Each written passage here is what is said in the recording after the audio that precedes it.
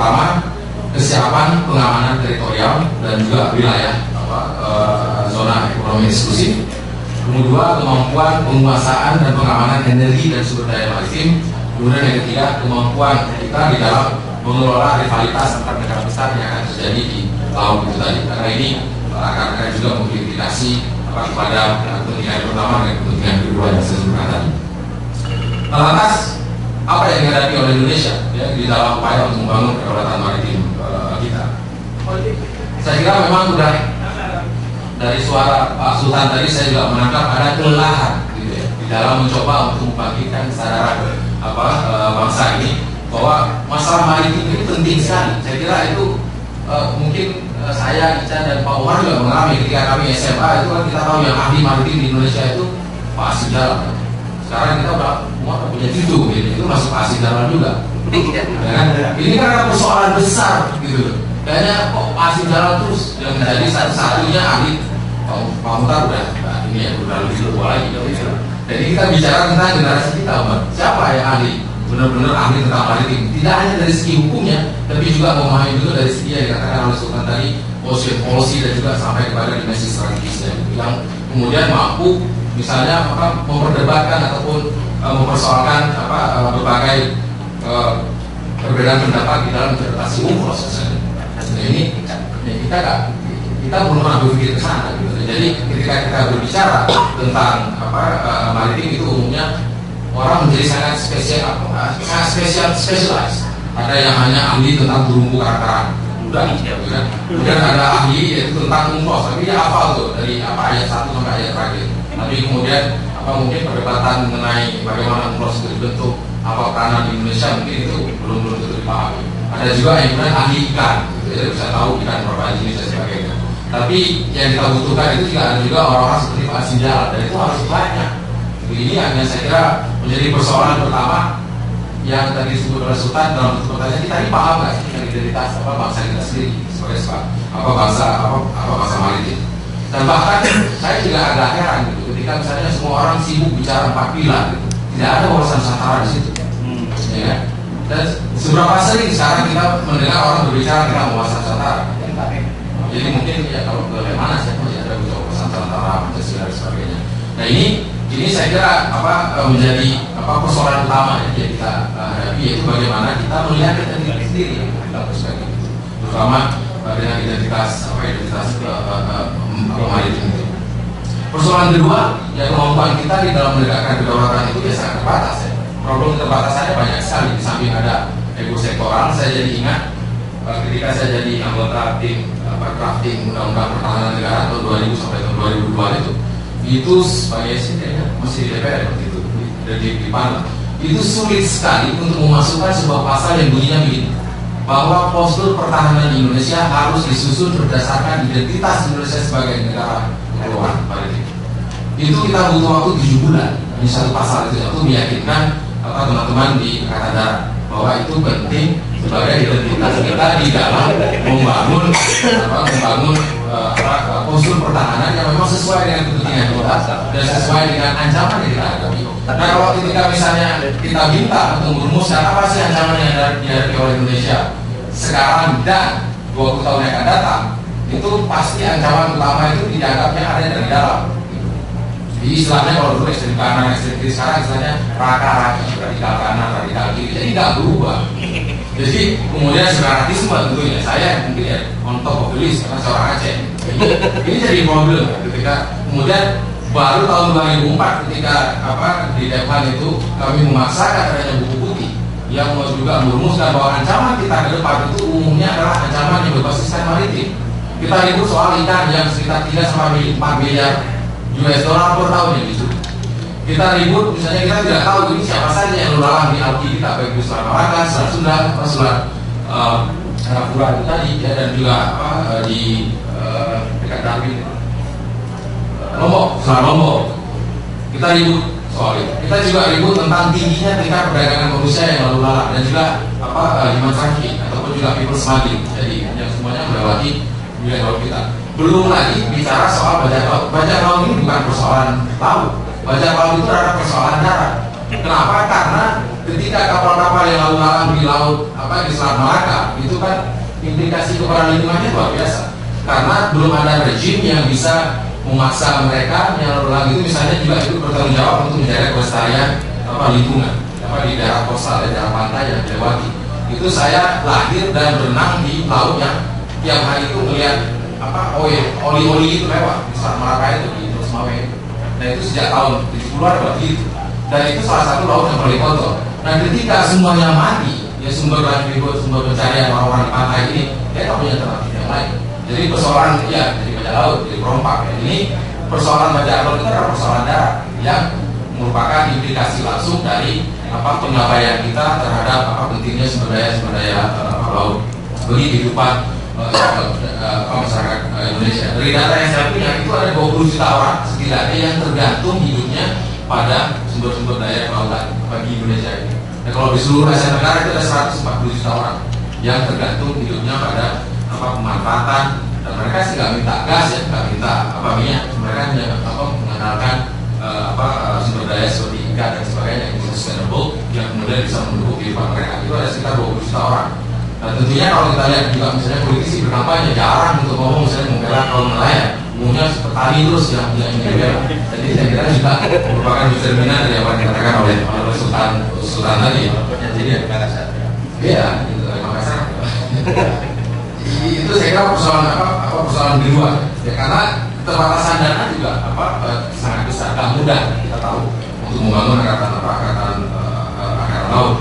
Di samping tentunya juga dari strategi pertahanan pun itu ada gap yang luar biasa. Kalau kita buka buku-buku tentang strategi pertahanan Indonesia, itu sangat jelas bahwa kita ketika misalnya diserang oleh musuh, itu kita membagi 3 wilayah di luar. Wilayah zona 1, zona 2, zona 3. Ya, zona 2, zona 1 ini di daerah ZEE. Kemudian zona kedua itu dari ZEE itu ke yang 3 mil. Kemudian pertahanan pantai 3 mil berikutnya di laut wilayah. Di situ disebutkan dalam buku strategi pertahanan kita, itu kita harus lebih dulu mencegah musuh di zona ekonomi eksklusif. Itu dengan mengandalkan tentunya angkatan laut. Kita nggak bisa kirim misalnya Kodam atau Mosar ke sana. Itu tidak jelas strategi. Kalau strategi ini bukan saya ingin, itu ada terbitan sampai sekarang bisa dipakai dengan asumsi bahwa strategi kita itu adalah strategi pertahanan pulau-pulau besar. Itu sudah jelas pulau yang dipertahankan. Nah, tapi cara melawannya, strategi militernya itu yang pertama dengan mengandalkan angkatan laut. Kalau kita tidak sanggup, maka musuh masuk ke zona kedua. Di situ kita akan kerahkan angkatan udara dan angkatan laut untuk melawan. Nah, kalau itu juga tidak bisa, kita tetap akan berusaha menahan dari pantai dengan mengandalkan coastal defense. Dan di buku itu disebutkan, kalaupun itu tidak bisa, kita undang musuh masuk ke dalam, lalu kita keluarkan rame-rame melalui strategi ini. Nah ini, tapi di dalam pembangunan militer kita, strategi tahapan keempat ini yang difokus. Jadi makanya disuruh bikinlah latihan komponen cadangan. Jadi kan ini aneh gitu. Yang 1, 2, dan 3 belum pernah dilalui dan juga belum pernah dipikirkan bagaimana untuk membangunnya. Yang disorot dan juga menjadi prioritas adalah bagaimana melatih masyarakat kalau ada musuh masuk, masyarakat bisa proyek rame-rame gitu, melalui perang ketiga itu. Nah ini ada gap yang besar gitu ya, antara ancaman tadi saya identifikasikan sebagai ancaman yang berbasis politik dengan strategi pertahanan ataupun strategi militer dan apa yang kita punya. Ini problem besar. Kita tidak punya grand design dari pertahanan. Meskipun Angkatan Laut juga pernah mencoba untuk melemparkan gagasan mengenai strategi pertahanan Nusantara, tapi sekarang saya kira itu hanya lebih dipakai untuk internal Angkatan Laut saja, tidak menjadi strategi pembangunan pertahanan Indonesia secara keseluruhan. Persoalan ketiga, tadi Pak Sultan juga menyinggung sebenarnya di dalam perubahan strategis geopolitik dan geoekonomi yang kita alami, lantas di Indonesia itu harus melakukan reposisi seperti apa? Nah ini yang saya kira juga menjadi penting.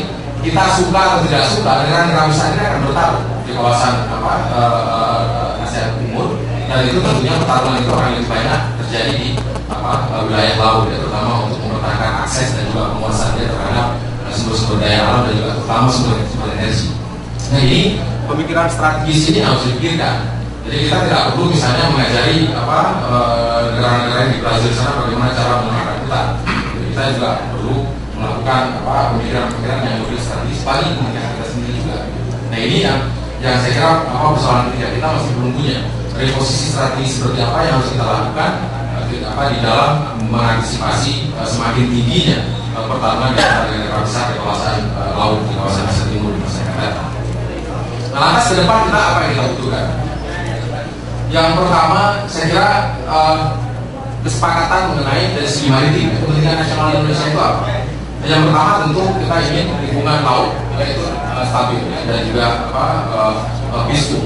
Nah, untuk itu kepentingan nasional Indonesia pertama, kalau kita melihat dari sisi dimensi strategis kelautan, itu adalah bagaimana menjamin dan mencegah kawasan Asia Tenggara menjadi wilayah persaingan pengaruh di antara negara-negara besar itu, apakah Amerika, China maupun India dan Jepang nantinya. Tapi itu adalah saya kira kepentingan nasional keamanan nasional kita yang pertama, mencegah Asia Tenggara untuk kembali menjadi arena pertarungan pengaruh di antara negara-negara besar.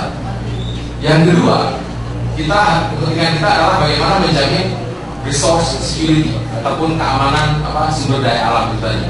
Ini saya kira berkaitan dengan apa yang kita diskusikan tadi tentang pentingnya postur keamanan yang bisa menjamin kedaulatan dan penguasaan atas sumber daya yang dimiliki terutama di daerah zona ekonomi eksklusif dan juga terhadap sumber-sumber energi yang lain.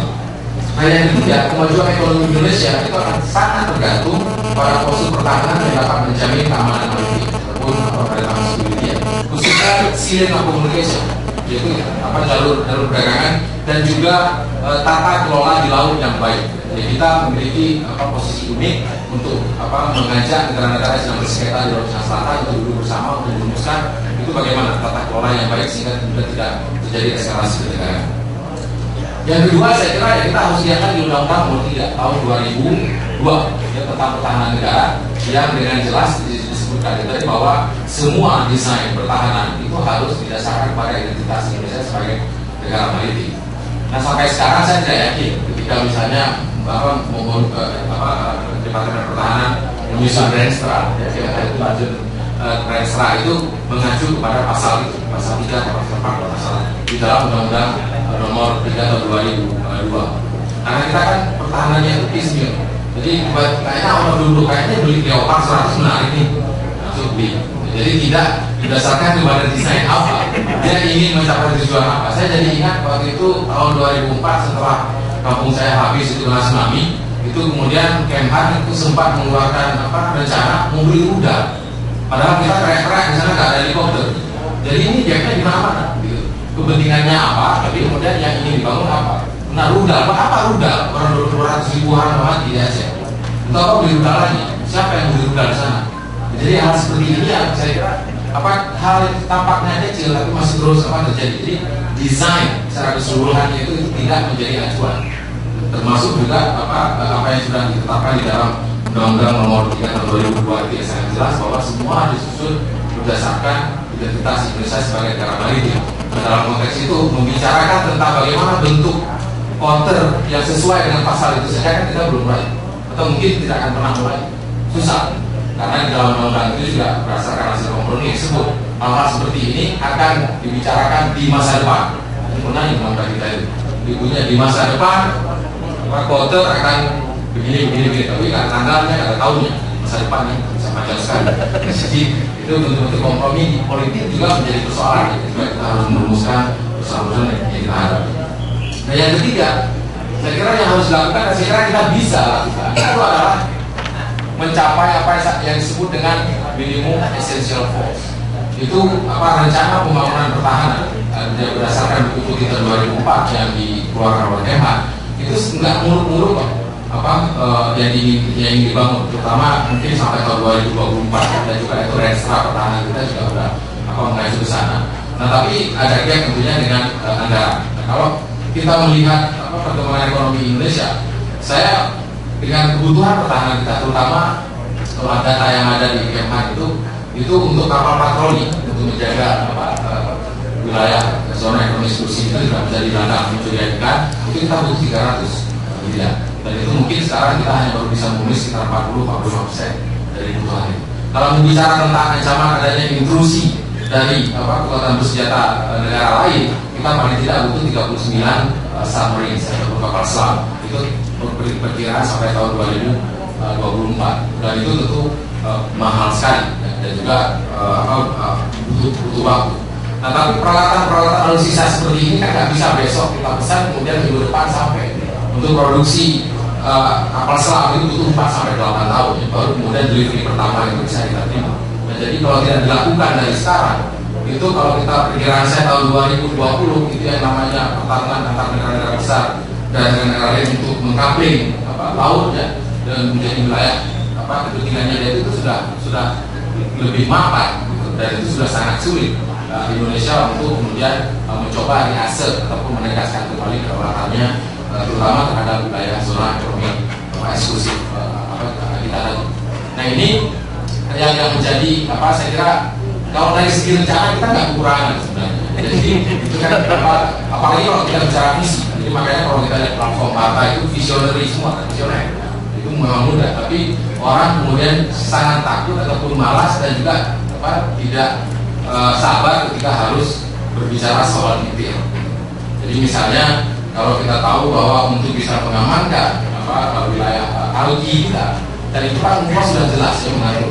Memang negara lain tidak perlu minta izin, tapi dia perlu memberikan notifications. Dia hanya memberitahu kita apa yang dia bawa dan sebagainya. Senjata boleh lewat, tapi senjata itu tidak boleh pertama di-display, tidak boleh digunakan di atas belakang itu untuk melakukan latihan militer, dan dia tidak boleh ada manuver militer angkatan udara di atas kapal. Itu rigid sekali di dalam UNCLOS gitu. Nah tapi kan persoalannya itu tadi di negara Sultan ya, kita lewat aja nggak tahu, bagaimana kita bisa tahu kalau dia bawa latihan enggak betul tujuannya itu mengganggu perdamaian internasional atau tidak. Ini menjadi persoalan. Nah karena kita rada saja, terutama di daerah yang dianggap oleh banyak ahli maritim itu sebagai daerah 3 perbatasan yang tidak berdua, jadi antara ujung sawah kemudian dengan kampungnya Ica itu dengan daerah Filipina, itu 3 borders areas. Itu tidak ada apa-apa. Kita baru dikasih oleh Amerika 7 radar. Yang dikasih ini juga ecek-ecek juga gitu. Jadi radarnya itu jangkauannya itu kecil. Jadi banyak sekali wilayah masih yang blank spot. Yang orang ya bisa saja dia bermanuver untuk melakukan kegiatan-kegiatan ilegal. Nah untuk kawasan Malacca Strait kita hanya punya 4 radar yang tidak cukup untuk jangankan memonitor piracy, tapi memonitor orang bolak-balik dari kampung saya ke Pinang aja langsung tidak perlu ada paspor. Nah ini hal-hal yang saya kira menjadi penting juga. Kalau kita tidak mampu melakukan itu semua sendiri, tapi kita juga harus berbicara dan juga memiliki kesepakatan bentuk kerjasama internasional seperti apa yang tidak merugikan kita, tapi juga bisa memenuhi kebutuhan untuk pengamanan meningkatkan kedaulatan di laut kita. Terima kasih. Untuk penelitian semua, penekanannya di grand design, sistem pertahanan yang membuka cakrawala berpikir kita bahwa memang sama sekali kita krisis identitas mengenai jati diri sebagai negara maritim. Kebijakannya, sistem hukumnya, sistem pertahanannya dan semuanya itu kita masih harus lebih menggali lagi atau membutuhkan seperti apa. Nah inilah kita akan buka diskusi. Memang sekali lagi diskusi utamanya yang dilakukan oleh aktivis mengenai diskusi kelautan maritim ini memang sangat kurang. Biasanya aktivis siapa capres ke depan, bagaimana undang-undang politik dan lain sebagainya, Sultan dan Menteri. Nah persoalan LDA ini memang tidak terjebak di dalam ini. Selalu kita berdiskusi soal yang lebih mendasar. Nah ada Bang Egy, silakan masuk Bang Egy dan senior-senior lain. Kami buka masukan-masukan Abang dan pandangan-pandangan Abang, juga senior-senior yang lain banyak. Di sesi pertama pertanyaan mungkin Pak Sultan jam 3 paling berangkat dari diskusi ini. Bang Ucu Nasir juga silakan masuk Bang Ucu. Tapi mudah-mudahan kita bisa tahan sampai jam 3.15 atau setengah 4. Karena diskusi di sini semua jadi pembicara Pak Sultan, Bang Rizal. Tidak ada yang menjadi penanya, semua menjadi bebas mengeluarkan pendapat. Yang terpenting tetap fokus, tetap apa yang sesuai yang dibicarakan. Dan untuk Bang Rizal, makalahnya ada ya Bang? Oh ya, kalau ada biar kita nanti perbanyak dengan diberikan kepada audiens. Itu sesi pertama saya berikan kepada Bang Yasin. Atau siapa yang ingin memberikan pendapat, gagasan atau bertanya kepada Pak Sultan maupun Bang Rizal?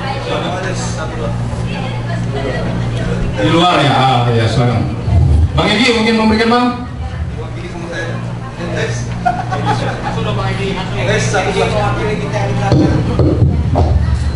Terima kasih. Assalamualaikum warahmatullahi wabarakatuh. Kakanda Sultan Hamengkubuwono ke-9 yang saya hormati, saudara moderator dan rekan-rekan alumni HMI yang saya berbahagia. Berbicara mengenai masalah maritim ini sebenarnya di saat sekarang ini amat penting dan mendasar sekali. Masalah kedaulatan maritim dan potensi sumber daya maritim ini menjadi urgen untuk diangkat. Kalaupun dua pembicara terdahulu ini sudah menjelaskan panjang lebar kepada kita mengenai keadaan yang sebenarnya, peta kondisi kekinian mengenai kemaritiman kita, baik dari segi pertahanan maupun dari segi sumber daya maritim itu sendiri. Persoalan yang sangat mendasar untuk kita dalami lebih lanjut sebenarnya adalah persoalan maritim ini begitu gamblangnya di depan kita, potensinya luar biasa, sumber dayanya luar biasa, tapi memang aneh penguasa kita ini, pemerintah kita ini. Dari segi kedaulatan, bahkan tadi Pak Sultan sudah menyinggung, ada 13 departemen, bahkan ada 2 lembaga. Masalah perairan ini penjaganya pun tidak jelas siapa yang bertanggung jawab. Bahkan kita lihat untuk siapa, untuk apa, dan untuk siapa ini nggak jelas nih Bang. Jadi saya kira ini memang perlu ya mengenai masalah kedaulatan maritim ini. Dan saya kira ada 2 hal yang paling penting di sini. Dibutuhkan revolusi. Revolusi mengenai blueprint berpikir dan revolusi mental. Yang saya maksud adalah ya, bahwa dibutuhkan political will yang kuat dan serius untuk lebih memperhatikan lebih dalam, lebih sungguh-sungguh mengenai potensi dan masalah kedaulatan maritim ini. Itu yang pertama Pak Sultan. Kemudian yang kedua, memang ironis juga kita lihat ya, bahkan